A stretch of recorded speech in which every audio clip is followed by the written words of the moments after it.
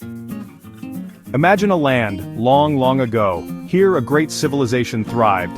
This was the Indus Valley civilization. It grew in what is now Pakistan and northwest India. This was over 4,000 years ago. Their cities were truly amazing. Think of Harappa and Mohenjo-Daro. These were some of the world's first big cities. They were even larger than some in Egypt or Mesopotamia. And they were planned with incredible skill. They built houses with bathrooms. They had streets laid out in neat grids. They even had advanced drainage systems. This helped to keep their cities clean. They used standard weights and measures for trade. They created beautiful pottery and art. Yet there is a big mystery about them. We still cannot read their ancient writing. What language did they speak? What were their beliefs and stories? These questions remain unanswered for now. Their achievements were truly remarkable for their time. But then, something changed. Their great cities began to empty. The Indus people depended on water. Like all life, they needed it to survive. Their farms needed rain for crops. Their rivers, the Indus and Ghaggar Hakra, were vital. These rivers brought life to the plains. For many centuries, the weather was kind. The monsoons came regularly. These summer rains watered the land. Winter rains also helped in some areas. This allowed their civilization to flourish. But then, the climate started to change. This happened around 4,200 years ago. The reliable rains began to fail. The skies did not bring enough water. Imagine waiting for rain that rarely comes. The land would slowly turn dry and dusty. This was not just a short period of bad luck. It was a long-term shift in the weather patterns, a big change that would affect everyone. This is what scientists call climate change. The Indus civilization was strong, but this was different. This was a challenge to their very way of life. The lack of water became a huge problem. This change in climate seems to be the key. How can we know about weather from thousands of years ago? It seems like an impossible task. There were no weather stations back then. No one was writing down rainfall records, but nature keeps its own records. We just need to know where to look. And scientists found a special place. It was a cave, high in the Himalayan mountains. The cave is called Dharamjali Cave. It is near Pithoragarh in India. Inside this dark, quiet cave, something amazing was growing. It was a stalagmite. Stalagmites grow up from the cave floor. They are made by dripping water. Water drips from the cave ceiling. This water carries tiny minerals. As the water drips, it leaves minerals behind. Layer by layer over centuries the stalagmite grows. Like tree rings, these layers hold secrets. Secrets about the past environment. Researchers carefully took a stalagmite from this cave. They knew it could tell them about past rainfall. The stalagmite acted like a diary of the rain. It recorded the monsoon patterns year after year. This gave them the evidence they needed. The stalagmite from Dharamjali Cave told a dramatic story. It showed that the climate didn't just get a little drier. Instead, there were several very long, very severe droughts. These droughts began around 4,200 years ago. This period of dryness lasted for over 2 centuries. That is more than 200 years. Imagine how that would change a landscape. Imagine how it would change people's lives. This was not a single, short-lived crisis. It was a prolonged transformation of their world. The research revealed something more specific. During this 200-year arid period, there were 3 major droughts. Each one of these droughts was very long. They lasted between 25 and 90 years each. Think about that, a drought lasting for 90 years.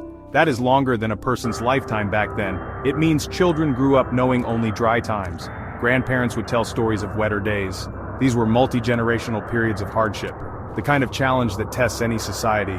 The droughts affected both seasons. So, there was less rain in summer, and there was also less rain in winter. This made it incredibly difficult to grow enough food. It was a double blow to their agriculture. Section 5: Empty rivers, barren fields, trouble for farmers. The Indus Valley civilization was built on farming. Agriculture was the backbone of their society. They grew wheat, barley, and other crops. These crops needed water to grow strong. For centuries, the rivers and rains provided this water. The fertile plains along the Indus River were their lifeblood. Farmers knew how to use the land well. They developed irrigation systems to help. This careful farming fed the large populations. It allowed their magnificent cities to thrive. But when the prolonged droughts arrived, everything changed. Less rain meant less water in the rivers. The mighty Indus River itself would have carried less water. Smaller rivers, like the Ghaggar Hakra, suffered even more. Some researchers believe that Ghaggar Hakra dried up, or it became a seasonal river, only flowing sometimes. Imagine a river that your family has relied on for generations. Then, slowly, it disappears. This would have been a terrible shock. The life-giving water was vanishing before their eyes. With less water, farming became extremely difficult. The fields, once green and productive, turned brown. Crops would wither and die under the harsh sun. The soil would become dry and dusty. Harvests would have been very small. Section 6. Searching for water. How people moved to survive. When your home can no longer support you, what do? The people of the Indus Valley faced this question. Their large, sophisticated cities were amazing, but they needed a lot of resources, especially water. As the droughts continued, these cities became harder to live in. There simply wasn't enough water or food. So the Indus people began to adapt. One of the biggest changes was where they lived. They started to move away from the big urban centers. Cities like Harappa and Mohenjo-daro saw their populations shrink. This was not a sudden collapse. It was a gradual process over about 200 years. People didn't just abandon their homes overnight. They made difficult choices for their families. They started looking for new places to live, places where they might find more water, or where they could grow food more easily. Archaeological evidence shows this shift. Fewer people lived in the big cities. More people started to live in smaller villages. Where did they go? Many moved towards the east. They went towards the Ganges and Yamuna River plains. These areas perhaps had more reliable, if different, water sources. They settled in smaller, more rural communities.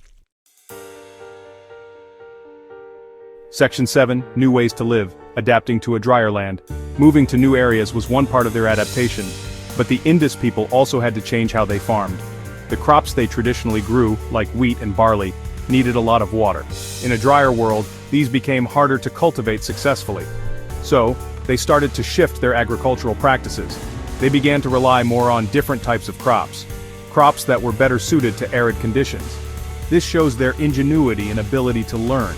They observed what could still grow, and they changed what they planted. One of an important new group of crops were millets. Millets are hardy grains. They are known for being very drought tolerant. They can grow with much less water than wheat or barley. Archaeological evidence shows an increase in millet cultivation. This happened during the period of the droughts. This shift towards millets was a smart move. It allowed them to produce food even in drier conditions. It provided a more reliable source of sustenance. It was a practical solution to a very big problem. Alongside changing crops, their lifestyle also changed. In the big cities, people often had specialized jobs. Some were traders, others artisans or priests. In smaller rural settlements, life was different. People likely became more self-reliant. Section 8. A world in change. Not just the Indus facing drought. The troubles faced by the Indus civilization were immense. But it is important to understand something. They were not the only ones experiencing climate change at this time. The period around 4,200 years ago was significant globally. Scientists call it the 4.2 kilo-year event. This was a time of widespread aridification. Many parts of the world became drier. This affected several ancient civilizations. The Indus people were part of a larger story, a story of how ancient societies coped with climate shifts. For example, far to the west in Mesopotamia, the Akkadian Empire also faced a major crisis. Evidence suggests severe droughts hit this region too. This contributed to the collapse of their powerful empire. Similarly, in ancient Egypt, the Old Kingdom experienced difficulties. Lower Nile floods, linked to changing rainfall patterns, caused problems. These events happened around the same time. It shows that the climate system is interconnected. Changes in one part of the world can have far-reaching effects. The droughts were not just a local Indian problem. This broader context is very interesting. It tells us that major climate events can shape human history. They can challenge even the most advanced societies. The Indus, Akkadian, and Egyptian civilizations were all highly developed. Section 9. Learning from the past. Why old weather matters today. The story of the Indus civilization and the great droughts is fascinating. It teaches us about a lost world. It reveals the ingenuity of ancient people, but it also carries a very important message for us today. Studying ancient climate change is not just about history. It helps us understand our own world much better. The research, like that from the Himalayan stalagmite, is vital. It provides real-world examples of climate impacts. It shows how societies responded to those impacts. These findings are especially relevant now. We live in a time when our climate is changing rapidly. Human activities are causing these modern changes. but the effects can be similar to natural shifts of the past. We see more extreme weather events, we see droughts in some regions and floods in others. Understanding how past droughts affected civilizations like the Indus. This can give us insights into our own vulnerabilities. It shows how critical water resources are, and how quickly changes in water availability can affect societies. The adaptations of the Indus people are also instructive. They moved, they changed their crops, they altered their lifestyles. This demonstrates human resilience and the capacity to adapt.